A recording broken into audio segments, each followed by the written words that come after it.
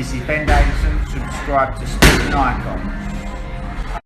Okay, hope you're all doing fantastic. Now, Tyson Fury versus OTTO WALLIN post-fight review. Now, first of all, this fight turned out to be a lot more competitive than I think a lot of people anticipated, right? And OTTO WALLIN deserves a lot of credit in this fight. So let's go with that one first of all. Now, coming into this fight, obviously not many people really knew about OTTO WALLIN.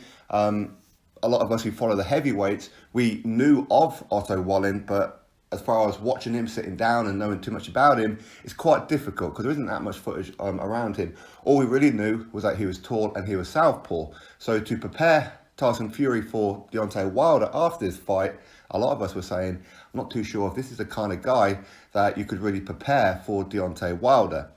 Not that Tyson Fury really needs to prepare too much because Deontay Wilder doesn't bring that much in the way of skill. But what he does bring is an orthodox power punch. So for Tyson Fury to ensure that he doesn't get caught by Deontay Wilder, his reflexes need to be there. Now, when Tyson Fury come back against Ferry, that was just an absolute joke fight. But against Pianeta, you could see that Tyson Fury just his punch power wasn't really there, his reflexes not that good, and his shape not that great either. But either way, he did what he had to do, and then he went to fight Deontay Wilder and done what he'd done. And he beat Deontay Wilder for all intents and purposes, right? But didn't get the result. But since then, the whole idea was for him to build his profile in America. And rather than fight Americans, Bob Arum somehow managed to put Tom Schwartz in front of him, and then OTTO WALLIN. With Tom Schwartz, Tyson Fury didn't really get too much time in the ring with him to sharpen up those reflexes. Tyson Fury's skill is always going to be there. That's never going to leave him. And his boxing IQ will always be there as well. But will his body do what his mind wants him to do in that sense, if I'm making sense here?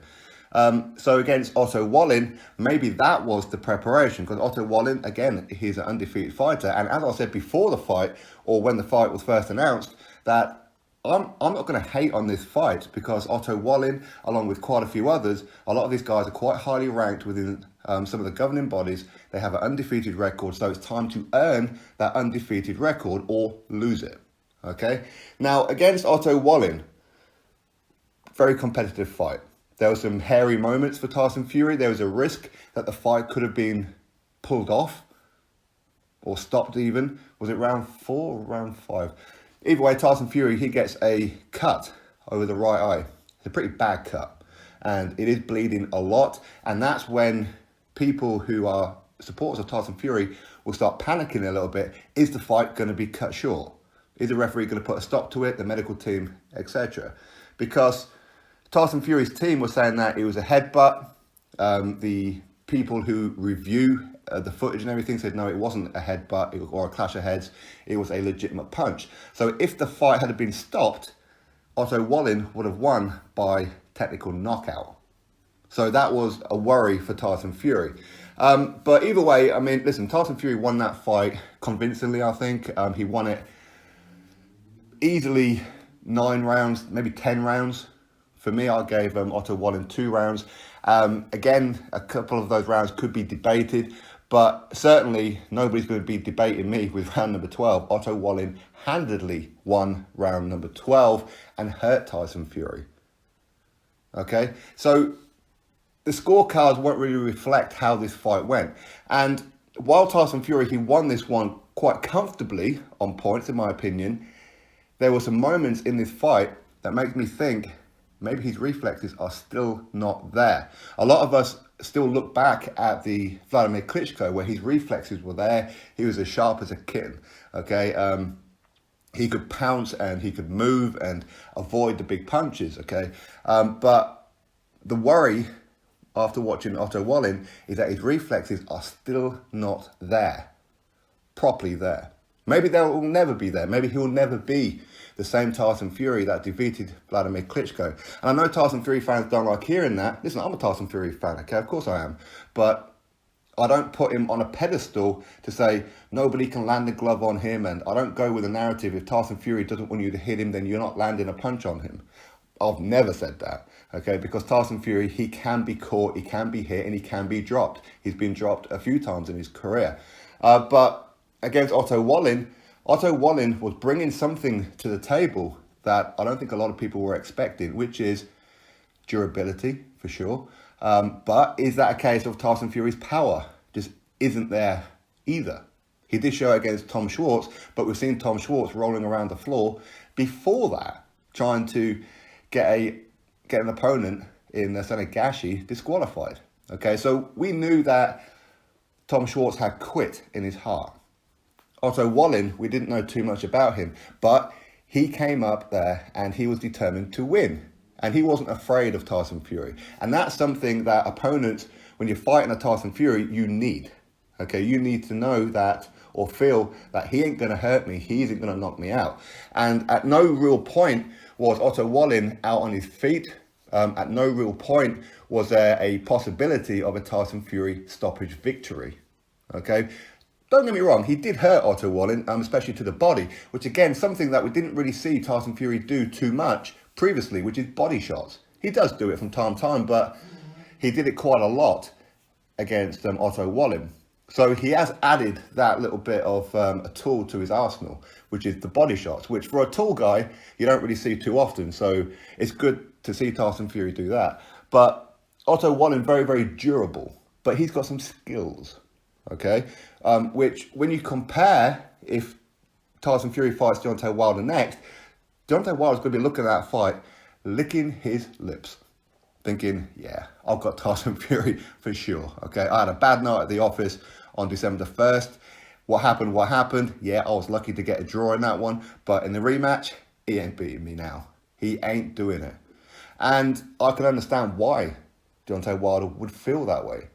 Because in round number 12, especially round number 12, I have to question, is Tyson Fury's tank still fully functional? Whereas before, he could always go through 12 rounds, no problem whatsoever. But he seemed to get hurt in round number 12 against OTTO WALLIN, and he seemed to be fading quite a bit. And much the same with Deontay Wilder as well. Tyson Fury, his concentration slips. And against Deontay Wilder next, his concentration's got to be there and his reflexes have got to be there. And OTTO WALLIN was landing some pretty good punches throughout the fight. Which is why I'm saying the fight was competitive, even though Tyson Fury, as far as points go, is quite a wide victory. But his reflexes are not quite there. So I'm not entirely confident that he's going to get that victory over Deontay Wilder. Because Tyson Fury, he's not carrying that kind of power to really, really hurt Deontay Wilder. He can hurt him, and of course he did wobble him on December the 1st. But is he going to have that going into the rematch? Because Tyson Fury, his reflexes are not really there. They're just not there. And I don't particularly want to see that, because for me, I thought, well, at least against Tom Schwartz and OTTO WALLIN, we can see about his reflexes. He was doing like the Matrix skills on the ropes with Tom Schwartz. Okay, that's fine. But that was early on in the fight, and the fight was over real quick. But against OTTO WALLIN, his reflexes are still not there. I don't know whether it's a case of maybe Tyson Fury overlooked OTTO WALLIN. Maybe he couldn't really adjust to OTTO WALLIN too well.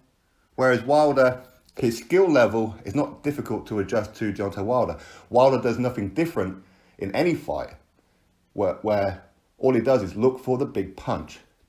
Deontay Wilder will never outbox anybody, really, of the top guys. But when you look at OTTO WALLIN again, people are probably going to say that OTTO WALLIN exposed Tyson Fury. I wouldn't go with that narrative personally. I think that OTTO WALLIN is just better than what people thought. And people still didn't learn from the Andy Ruiz and Anthony Joshua thing, where people were overlooking the opponents. They put these guys up on such a high pedestal that this should be an easy walk in the park. And as I said, against OTTO WALLIN, Tyson won that fight quite handedly, but he had some scary moments and he was getting tagged. And while we can look at the skill level to say, okay, well, OTTO WALLIN, he had the skill level to manipulate situations so he could land on Tyson Fury, Deontay Wilder may not be able to do that. But ultimately, it's about the reflexes. Tyson Fury's reflexes are still not there. They're just not there. compared to what he was against Vladimir Klitschko. And that's going to be worrying going into the Deontay Wilder fight. Because for me, I was hoping that these two fights against Tom Schwartz and Otto Wallin were going to sharpen his tools, sharpen his reflexes. We're already seeing that he's looking much better in the ring, as in physically, he's looking better. His footwork is still as good, but he's not as fast as he once was. His reflexes, his timing is not as sharp as it once was. So against Deontay Wilder, I mean, for me, I would have thought that Tyson Fury's reflexes would have been a hell of a lot sharper, and him going into Deontay Wilder wouldn't be able to land a punch on him. But now, after looking at that, I'm thinking there's a very good possibility that Deontay Wilder may be able to land on Tyson Fury and not just land once or twice, which is going to be worrying when somebody like Wilder carries that kind of power. So anyway, listen, that's my thoughts on it all. Congratulations to Tyson Fury. That's his third fight in a row in America, so he's doing well. I have no idea about the numbers on the gate just yet. I'll have a look a little bit later if they've released them and all that kind of thing. But right now, it's a very good fight. It's a competitive fight. And while people may say that Tyson Fury got exposed, he didn't get exposed. It's just that Otto Wallin is better than what people thought. But for me, as I said before, the reflexes of Tyson Fury are not quite sharpened yet.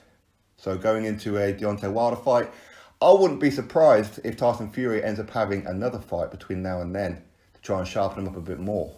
Because sharpening him up in the ring, in the camp, in sparring is one thing, but doing it on the live stage, or maybe it's a case of Tyson wasn't worried about Otto Wallin, but against Wilder, he's going to be more switched on. That is possible. But right now, if you were to base it on this one, I'll be a little bit worried for Tyson Fury going into that fight with Deontay Wilder. But hey, listen, hopefully if the fight does happen, hopefully that Tyson Fury gets the job done. But I'm not going with the narrative that Tyson Fury is saying where he ain't going to leave it to the judges next time around. He's going to stop Wilder within 5 rounds. I don't see that personally. You never know though, right? But anyway, listen, that's my thoughts on this fight. Congratulations to Tyson Fury and congratulations to Otto Wallin as well. And I'm sure we're going to see Otto Wallin in another decent fight soon as well. But anyway, drop your thoughts below, click thumbs up, subscribe. Catch you all on the next video.